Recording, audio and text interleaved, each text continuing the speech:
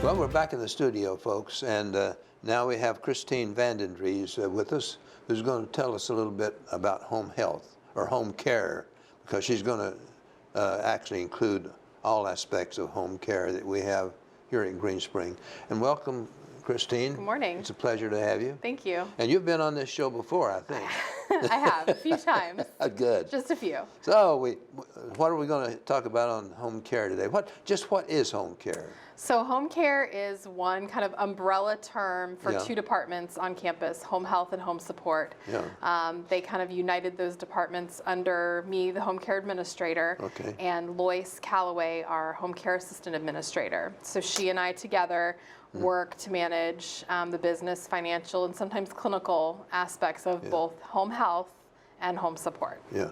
Now, speaking of finance, there's some parts of home care that will be paid for by Medicare, and some parts of home care that you have to pay personally. Is that right? Correct. So under home care, we have certified home health.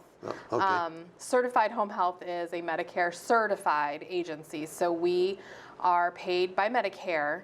Sorry, did I say Medicaid? I meant Medicare. We're paid by Medicare to provide nursing, physical, occupational, and speech therapy to you in your home, as long as it's an appropriate service for you based on what your needs are and your condition is.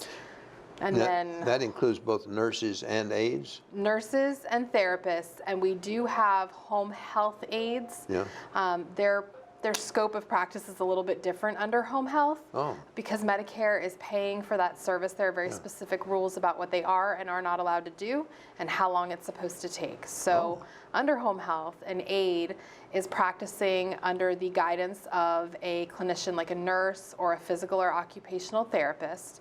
They're given a specific care plan and they are expected to perform the duties on that care plan, and they are very, very specific. So whoever goes out and decides that a home health aide is needed works with the client to decide what's appropriate for them. So for some people, that's a full shower in the shower with a shower chair and certain adaptive devices.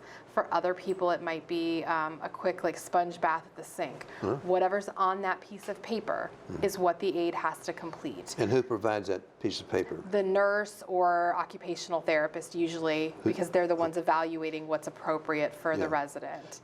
Now the nurse and the occupational therapist, they come in and it would be an hour or a half hour. It would not be for a day. Correct. So their visits are short and, again, very focused on the problems at hand. They create a care plan for your time with us, and then they work to execute that care plan over the course of hopefully 60 days. 60? 60 days, yeah, 60. We have that long to see you. Now, that doesn't mean we stay that long. That doesn't mean you want us to stay that long. But that is the amount of time Medicare gives us initially to work with you and create a plan of care to help meet your needs and solve some maybe lingering post-hospital issues, medication questions, new educational issues that you might have encountered during a hospital stay or a new diagnosis. And how do you get this? How do you get home care, the certified home health to come in? Most of our referrals come to us from Fairfax and Alexandria hospitals for residents, or out of Garden Ridge. So if you go to the hospital and you are not there long enough, or just don't for some reason want to go to Garden Ridge, then you come home and the hospital will send us orders and information on your hospital stay that we'll use to learn about you and what your needs are, and then work on a plan of care for you for that time frame. And then we work with your primary care physician or any specialist that you may have seen during your stay to get you the care and services you need. So it's the hospital then that determines whether or not you need some nurse or some occupational therapy? Usually, yes. Or certified aide, or what? Certified home health aide or nurse or therapist. Now the aide stays with you. The aide does not. This is the difference. So under home health, the aide performs those specific duties on the care plan, which usually take about an hour. They only happen maybe 1 to 3 times a week. So it's really, home health is really meant to be a service to help you reach your prior level of function. And so like I said, the scope of it's very, very narrow. So we are working just to help you get back to your baseline. And home support, the aides are very, very different. They're working with you where you are. A lot of times people have experienced a decline and aren't going to be able to get back to their baseline. So they tend to work with you for longer periods of time, however long you want, because it's private pay. That's now. Oh, I lost my train of thought. Go ahead. What? So with our home support aides, the setup of it is largely the same. The nurse goes out, determines with the resident what the need is. This is very resident driven though. So you and your family maybe sit and identify that you need help remembering to take medication, maybe having someone make you lunch, vacuum, throw some laundry in for you. Take you to your daily physical therapy appointment or weekly physical therapy. There's a certain set of tasks that you identify that are put on your care plan. The aides are given that care plan and a window of time. So you book 7 to 9 p.m. or 2 to 4 p.m. and the aide is there for that window of time to do those tasks. And then they depart and go to their next client. How many residents do we have on the home certified home health? On certified home health, it really varies. When I started here, I think we had about 19 or 20 clients per month that we were admitting. Now we're up to close to 30, sometimes a little bit over it. It goes back and forth. There's always the potential for more. We're at a funny place. 30 is kind of a funny number to be at when you're a home health agency because it's too big to only have one nurse and one physical therapist, but it's not big enough to have a huge staff. So as those numbers fluctuate up and down, sometimes my staff are looking for things to do, and sometimes they have more than they can handle. So you have only one nurse and one I have one full-time RN. I'm sorry, I have 2 full-time RNs now. Some staff are shared between home health and home support, but I have 2 full-time nurses, 1 full-time physical therapist, and then I have a part-time occupational therapist.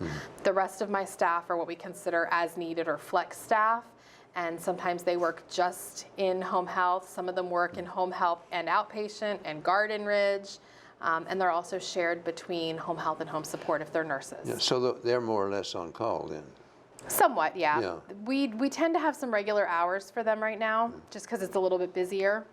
But there are some that maybe won't work for a month and then have hours elsewhere or have another job or just do this to fill the time. Now we have in the aides, we have Green Spring employees or aides. Yes. And then some people hire aides from outside. Correct. Do you have a breakdown as to how many Green Spring aides we have and how many outside aides we have? I don't. I know that we currently have somewhere in the neighborhood of 140, I believe, home support aides on campus, whether they're full-time, part-time, or on an as-needed basis. And they're Green Spring? Those are Green Spring employees. They are subject to our background checks, our educational process, and our management. The private duty aides, we call them PDAs, those are people that are not hired by Green Spring, that people hire from other agencies or sometimes privately through word of mouth or Craigslist. I don't have a number for those. And I couldn't even venture a guess. It would be hard for you to get that number out. It is, and it's concerning just because we don't know what those other companies' practices are. Some of them we do. Some of them we do sort of partner with and kind of network with just to make sure that what they do as a hiring practice sort of lines up with ours, so we keep a friendly relationship. We can't staff every single thing that is needed here on campus right now. If we did, we'd probably have 200 employees or more. But there are some that we don't know the companies they're working for or if they're working privately. And those come with a lot of implications, whether they are financial with taxes and people needing to pay taxes on their wages that they receive, or the background checks, you don't know who you're getting. And hiring an agency to do a background check on a single individual that you might be hiring for yourself is actually very expensive. Where with us, it's a built-in fee that we have because they're a Green Spring employee. Sure. Well, thank you very much. Thanks for coming on. Of course. And you've given us some interesting information about home care. I appreciate it. My pleasure.